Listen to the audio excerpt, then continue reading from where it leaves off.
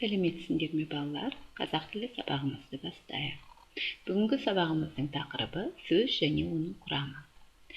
Сабақтың мақсаты сөз және оның құрамы тақырыбынан игерген білімдерін практикалық іс-әрекеттерде қолдана алу.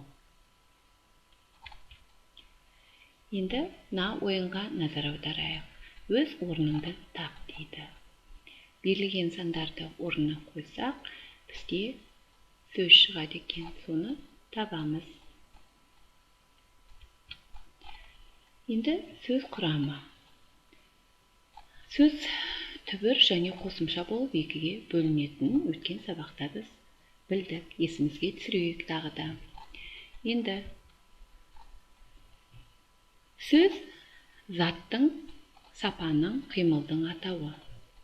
Олай болса, сөздің одан әрі бөлінбейтін мағыналы бөлігін түбір сөз дейді екенбіз.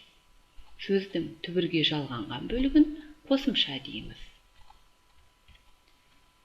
Енді қосымшаның өзі жұрнақ, жалғау болып бөлінеді екен.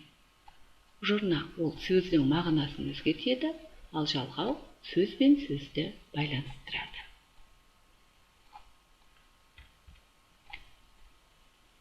Енді балалар оқулықтарыңды ала қойыңдар.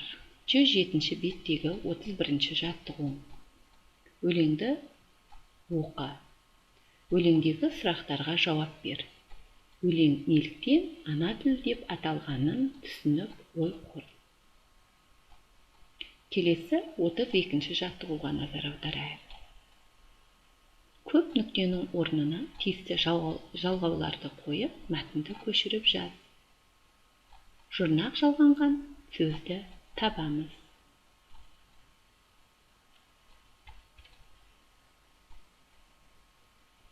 Енді сәйкестендіру тесті. Бұл жерде түбір сөз, туынды сөз, түбірлес сөздер, жуан айтылатын сөз, жіңішке айтылатын сөз, жазылу өзгерген түбір сөздер берілген. Осыны енді біз не істейміз? Сәйкестендіреміз. Енді балалар өткен сөз құрамы туралы білімімізді мына сұрақтар арқылы толықтырайық. Сөз құрамы нешеге бөлінеді? Түбір дегеніміз не? Қосымша дегеніміз не? Қосымша нешеге бөлінеді? Жұрнақ қандай қызмет атқарады? Жалғау дегеніміз не? Балалар ойланып, осы сұрақтардың жауабын есімізге түсіріп, есімізге сақтайық. Осымен балалар, қазақ тілі сабағымыз аяқталды. Назарларыңызға рахмет. Сау болыңыздар.